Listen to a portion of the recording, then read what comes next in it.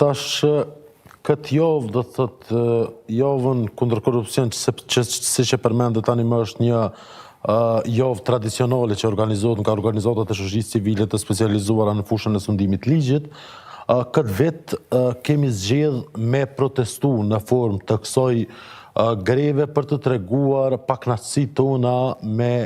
blokimin e institucioneve, me blokimin e shtetit, me mos luftimin e korupcionit dhe me aspektet e tjera të cilat e dëmtojnë shoqërinë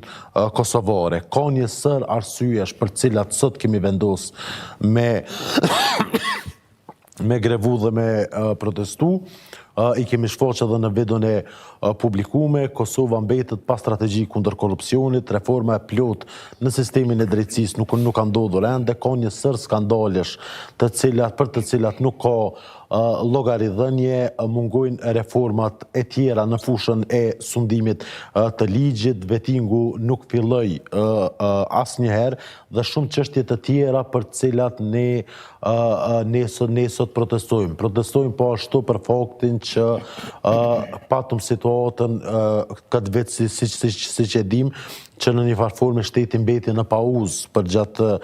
gjithë vitit, pa kuvend të konstituar, pa qeveri të zgjedhur, dhe kjo reflektua më pastaj edhe në institucionet dhe agjensitë e pavarura, disa prej cilave tani më janë jo funksionale për shkak se nuk ka numrin e anëtarëve të nevojshëm për vendimarrje dhe që i bie se në një farë forme është bllokuar shteti për gjatë këtij viti dhe përmes kësaj greve si aksion simbolik ne vendosëm që të protestojmë për të treguar se nuk qëndrojmë indiferent për krah situatës së krijuar që ka bllokuar shtetin dhe që mungojnë rezultatet në parandalimin dhe luftimin e korrupsionit. Faleminderit shumë. Zotëri Bugaçku, ju si e vlerësoni gjendjen e korrupsionit gjatë vitit 2025 dhe a ka përmirësim real në transparencë dhe kontroll të pushtetit apo trendi vazhdon mbetet i njëjtë shqetësues? Faleminderit vetëm. Fatkeqësisht mund të them që përkundër disa përpjekjeve ose themi ashtu iniciativave gjatë këtyre 3 apo 4 viteve që të bëhen disa reforma në sistemin e drejtësisë nëpërmjet përmirësimit të politikave në fushën e sundimit të ligjit. Mirë po në praktikë ne jemi dëshmitar të asaj që edhe në këtë vit nuk patëm vendime gjyqësore të formës prerë që dënojnë zyrtarët lartë që akuzohen për vepra penale të korrupsionit. Patëm raste në të cilat nuk u dëshmuan me prova bindse akuzat e suksesshme të prokurorive të Kosovë. Patëm po ashtu shumë raste të raportuara të hetimeve të shumta të cilat zbunuan një mori skandalesh të eksponentëve qeveritar, të cilët nëpërmjet aferave të ndryshme pothuajse po dyshohen dhe disa edhe po akuzohen për këshpërdorimin e pozicës dhe autoritetit zyrtar. Megjithatë, unë mendoj që sistemi gjyqësor ka nevojë ende për me e përmirësu efikasitetin e tij dhe veçanërisht çka është evidente në sistemin gjyqësor të Kosovës duhet të fillojë një herë mirë të bëhet një vlerësim i performancës së gjyqtarëve dhe prokurorëve për faktin se unë besoj që Kosova vuan nga një vlerësim i mirëfillt i performancës për gjithë gjyqtarët dhe gjithë prokurorët e Republikës Kosovës, sepse jemi dëshmitar që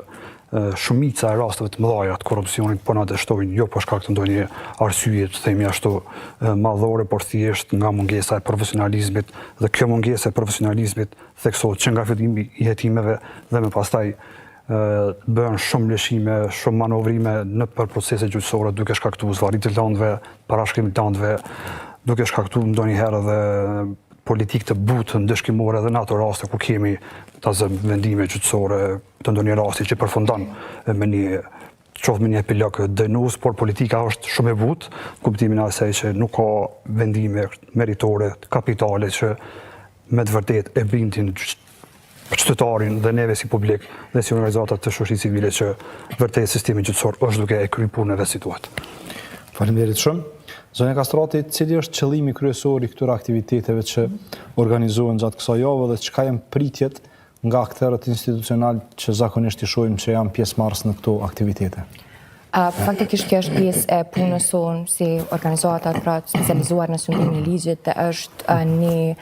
sferë ku ne faktikisht punojmë tër vitin, por sigurisht dita ndërkombëtare kundër korrupsionit edhe java që ne e bëjmë tash në mënyrë tradicionale, sigurisht që mundohemi që të kemi rreth tryezës gjithë akterët të cilët punojmë në sundimin e ligjit e sidomos në fushën e antikorrupsionit. Ideja është që të jemi afër qytetarëve, po edhe afër akterëve vendimmarrës, që sigurisht edhe raportet ndërkombëtare tregojnë që me të vërtetë nuk kemi pasur progres viteve të fundit në luftën e kundër korrupsionit, po këtë jemi dëshmitarë dhe vetë. Edhe është shumë e rëndësishme që të ngritet pra vedia përgjithshme edhe tek qytetarët, por edhe tek institucionet vendimmarrëse, sepse ata janë këtë rast aktorët kryesor që të arrisin kapacitetin e tyre në luftimin e korrupsionit, qoftë ajo përmes qoftë agjensive të pavarura që janë kompetente për këtë rast, po edhe sistemi gjyqësor prokurorial, të cilët nga viti në vit nuk është që kanë pasur shumë efektivitet në luftimin e korrupsionit. Andaj dhe për neve është shumë e rëndësishme që gjatë kësaj jave, përmes këtyre aktiviteteve, qoftë disa prej tyre që janë simbolike, pra ajo e sotit që ishte raport me grevën si një mjet, le të themi, protestues në raport me mos angazhimin e institucioneve në luftën kundër korrupsionit, por edhe përmes tryezave edhe publikimeve të raportit që janë raporte pra monitoruese edhe që dalin pra me rekomandime për institucionet, si që bëjmë çdo herë, të jemi më afër qytetarëve dhe edhe institucioneve që të marrin me rëndësi çështjen e luftimit kundër korrupsionit.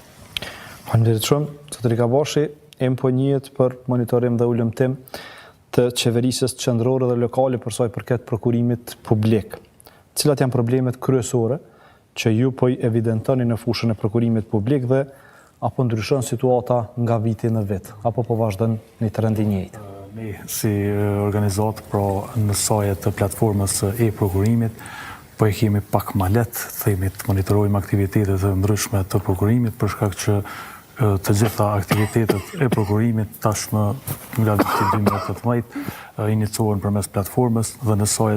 saj të mundësisë që po na jep platforma ne po monitorojmë aktivitetet të ndryshme, kryesisht problemet të cilat po paraqiten po janë të njëjta dhe të përsëritura nga viti në vit. Njëjtë sikurse gjetjet tona që i bëjmë vazhdimisht, po ashtu të njëjtat gjetje i bën edhe zyra kombëtare e auditimit. Sa i përket nivelit lokal, ne vazhdimisht kemi thonë që kemi pas gjetje që komunat nuk po e respektojnë planifikimin e prokurimit. Tash, përpos që nuk po e respektojnë planifikimin e prokurimit, po ka edhe shumë raste që komunat po iniciojnë edhe aktivitetet të prokurimit pafunde të mjaftueshme në bazë të komunikimeve që kemi pas me komunat. Kjo është si rezultat i fondeve të cilat po ja merr kontrata kolektive dhe komunat për me realizu një projekt caktun po janë të obliguar me nis spoku aktivitetin, procedurën si procedurë pa fonde të mjaftueshme, ndërsa kur t'ju paraqitet mundësia në ndonjë të ardhme që t'i zëvendësojnë ato fonde, megjithatë kjo prapë është gabim sepse komunat mund të përballen me paditje të ndryshme nga ana e operatorëve ekonomik. Gjetje tjera janë që shumë komuna kanë inicu projekte, aktivitete pa projekte ekzekutive në nivelin qendror. Një dukuri që jemi duke vrejt tash është shumë aktivitetet prokurimit, po ngecën në fazën e vlerësimit të ofertave, pra autoritetet e kontraktuese kemi raste Ministria e Shëndetësisë për shembull, për 2 aktivitete me vlera milionëshe është vënë në procesin e vlerësimit të ofertave, për më shumë se 2 fish se koha e parapar. Një problem tjetër që po paraqitet ka të bëjë me pamundësinë për me ardhur deri te momenti i hapjes së ofertave për shkak të ankesave të ndryshme nga operatorët ekonomik ndaj njoftimit për kontratë, pra ka aktivitete që i kemi gjetë që janë inicuar në maj të këtij viti dhe deri tash në nëntor ende nuk ka arrit me u kry faza e parë ajo e hapjes së ofertave. Këto dhe probleme të tjera pra janë të cilat po paraqiten vazhdimisht në fushën e prokurimit publik.